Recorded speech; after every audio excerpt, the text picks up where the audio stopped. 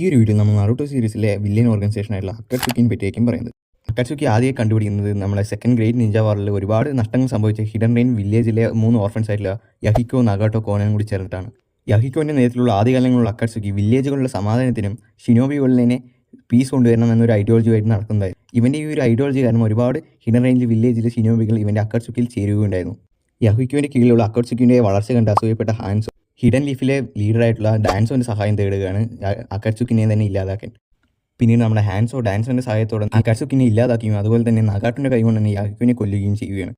യഹിക്കോൻ്റെ മരണം കണ്ട നഗാട്ടോ അപ്പോൾ തന്നെ ഗെഡോസാച്ച് സമ്മൺ ചെയ്യും, അവിടെ എല്ലാവരെയും കൊന്നുകളയും ചെയ്യണം. പിന്നീട് നമ്മുടെ നഗാട്ടോ വിചാരിക്കണം, ഈ ഒരു ഷിനോബികളിൽ സമാധാനം കൊണ്ടുവരുന്നെങ്കിൽ ഈ വില്ലേജിലുള്ള എല്ലാവർക്കും എന്താണ് വാറെന്നും എന്താണ് യുദ്ധം എന്നും അറിയിക്കണം എന്നൊരു ഐഡിയോളജിയായി.